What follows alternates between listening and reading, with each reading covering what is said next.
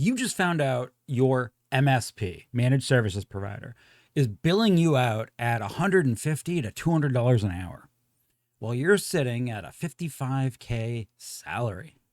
You're probably thinking, where's all that money going? And how do I get my slice? Let's break down the math, the myth, and how to actually approach this conversation without setting yourself on fire. Hey, I'm Dean, and I've spent 2 decades in the engineering and IT industry on both sides of the desk, as a tech doing the work and as a manager doing the hiring. This series, IT Career Questions, is here to give you straight answers on how to get started, grow, and actually enjoy your career in this industry. Answering real questions from real people about real employment.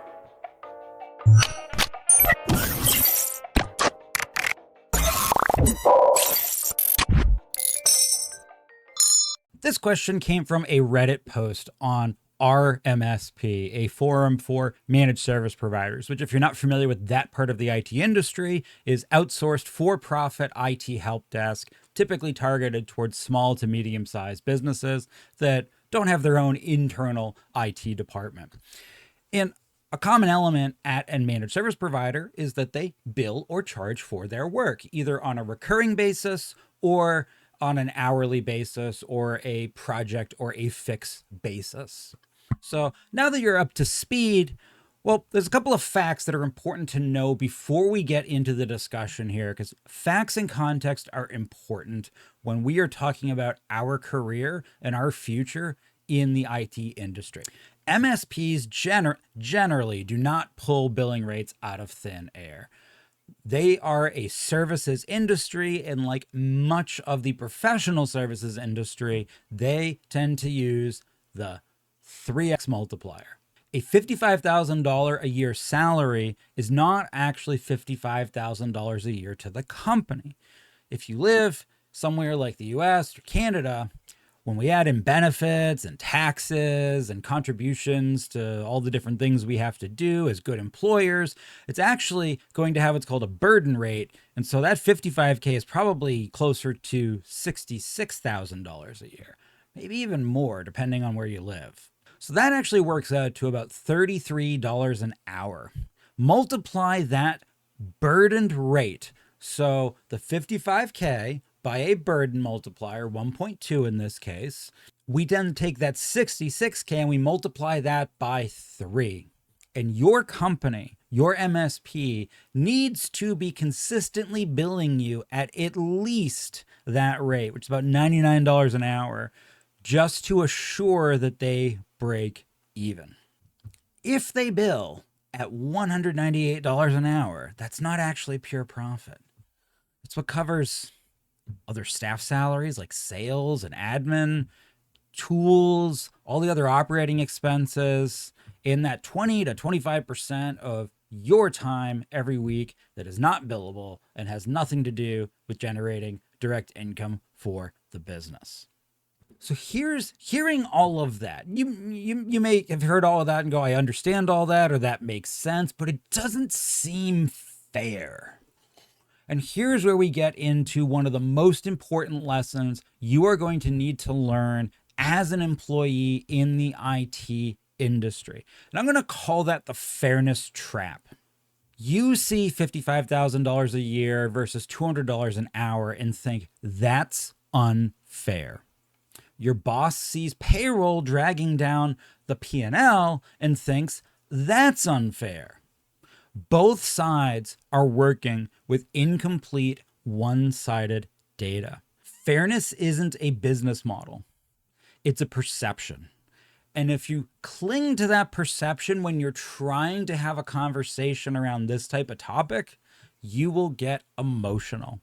Negotiations will feel like betrayal instead of math. And here's the kicker.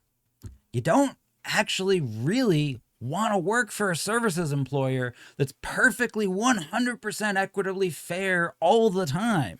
If your boss actually paid you dollar for dollar what you generated, the company would go out of business. There's no margin, no safety net, no reinvestment in anything. you might as well just go work for yourself at that point. And that'll be the fairest unemployment check you ever get.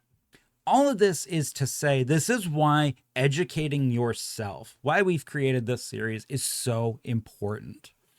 I've seen brilliant engineers, incredibly talented help desk technicians, people who can solve the nastiest PowerShell problems in minutes, completely tank negotiations, and sometimes destroy their careers because they don't understand how the business works. They will walk in confident, but their arguments are based on half-remembered business classes they took, or stories on Reddit, or just kind of anecdotal, half-true nonsense from TVs and movies. And this is really important because we're talking about your career, your life, your ability to move up in this world. Ignorance of the rules doesn't insulate you from their consequences. In our case, for this story, the MSP model is still the MSP model, whether you understand it or not. Labor has to be multiplied. Utilization has to be tracked. Gross margin matters. The people who thrive are the ones who take the time to learn how the money flows, not because they want to be accountants, but because they want to know that if you play the game, you better play it with your eyes open. So another important thing to think about here, and this really is a general statement, it applies to MSPs, but really if you're working in IT for any small to medium-sized business, you're going to want to remember this. Data hygiene and gut decisions. Let's also own the fact that a lot of SMBs, MSPs included, simply do not have good quality, clean, real-time data to make accurate decisions. In an MSP, timesheets could be sloppy, billing utilization is fuzzy, your billing codes and your ticketing system probably aren't set up correctly or maybe at all. Accounts receivable could be months out of date. Maybe not all project overruns are tracked correctly. So this is typical in any small business to have a certain amount of slop with the quality of the input data that allows us to make business decisions, especially financial ones. So when an owner looks at you asking for a raise, you may have had a lot of time to think about going and asking for it, but they're getting hit with that right in the moment, and they almost certainly do not have the clarity of data to answer you the way you want in that moment. And you've got to remember at the end of the day, especially in an SMB, the owner of that business, they are thinking everybody in this business depends on me, as do our customers.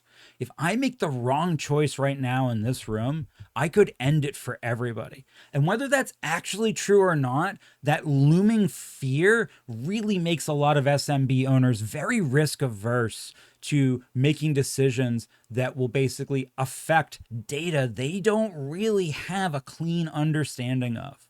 And here's another thing. If you work at that MSP, you actually play a pretty important role in that data hygiene.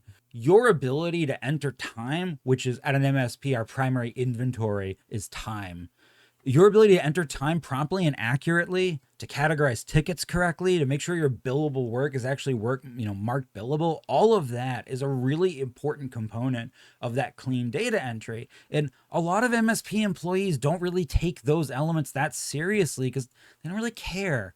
But you do care about the repercussions of that data because this whole conversation is about wanting to make more money in an MSP.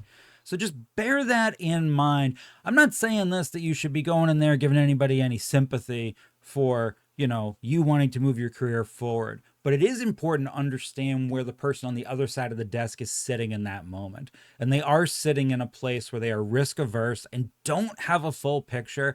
And they haven't had the weeks to plan out how this conversation is going to go. Well, you have. So how do you actually approach this conversation at all if you feel that you are not being paid enough for your actual contributions to your MSP? Well, first of all, definitely don't anchor it to the billing rate. That's a losing game, and almost universally, you are unequivocally incorrect in your assumption of how you've anchored your salary to the billing rate of the company. Instead, talk about utilization. Are you constantly billing at 75 to 80%? That's profitability generally. Talk about skill leverage. Are you taking higher tier tickets, running projects, mentoring juniors? That's a business impact. Talk about efficiency. Are you protecting gross margin under all those fixed fee recurring agreements by solving faster or automating? Talk about CSAT. Talk about client expectations met, customer feedback. And most importantly, try whenever possible to bring data. I understand you may not have access to all the data. You'd be surprised how easy it is if you know what exactly to ask for, to simply ask for a report of something. But bring data, not feelings, just for this conversation. Owners respond to numbers they can plug into the business model, not a fairness argument. And remember, they are already in fear and risk averse to upending the company because they feel responsible for everybody. If you come in hot, they are going to immediately be defensive because they're worried about everyone else. You're not going to win. To give you a little bit more of a advanced idea here, if you're a little bit more literate in MSP or IT business. So margins in MSPs usually shake out to about 10 to 20% EBITDA. That's not we're stealing $200 an hour. That's we survived another quarter. It's not the best business model to start if you want to grow a business and really make a lot of money and own a yacht. So yes, your time might be billed at $200 an hour, but that doesn't mean your boss is pocketing $200 an hour off of you. Learn how the 3x W2 multiplier works in a services business. Understand those levers: pay, billing rate, utilization, and efficiency. Recognize the role you play in data hygiene. And when it's time to negotiate, leave fairness at the door and walk in there with math. That's how you win at an MSP.